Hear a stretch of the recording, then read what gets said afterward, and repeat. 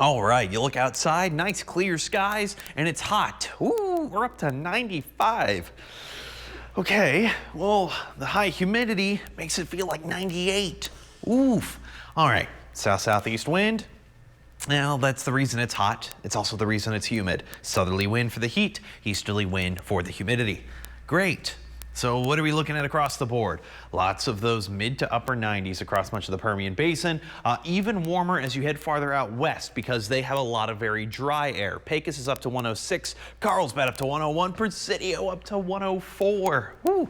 Few 80s around Marfa and Alpine. Why is that? Well, because they're near the dry line. Well, what does that have to do with it? Well, the dry line is typically where those showers and thunderstorms will develop. So lots of moisture out here, a lot of dry air out here. That dividing line, that's where those storms are likely to form.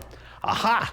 There are those storms, and that's exactly where they're forming. Mainly going to be the high elevations for this afternoon, and even our mountainous western areas. And, well, here's the other thing, cloud cover.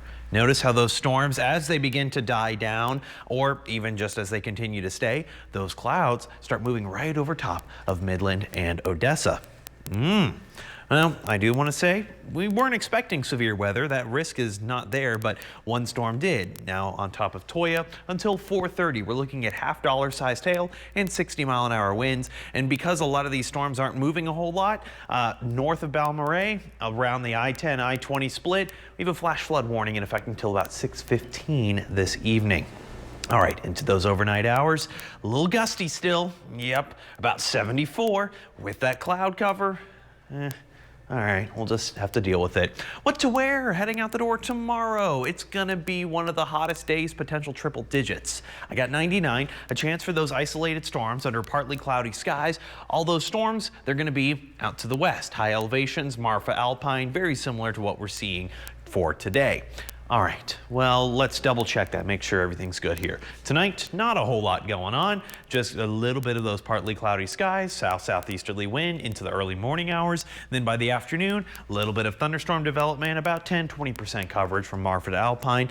Some action is gonna try to scooch its way in from the north as we have a very small frontal system. I don't really see a lot of impacts along the I-20 corridor as we push into Friday morning, but I do see some of those isolated storms, mainly hanging out to our far western areas, not necessarily impacting our larger population centers.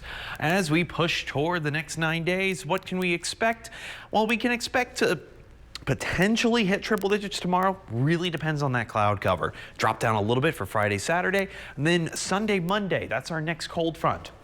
I got 80s for about 2 days, and then we're going right back into near triple digits. I didn't put 100 for next week because it's far too early to tell with absolute certainty, but it was a little concerning to me, Jolena, is models were going already from 101 to 104 by next Thursday and Friday. I don't want to see that. No, that's all I have to say on that is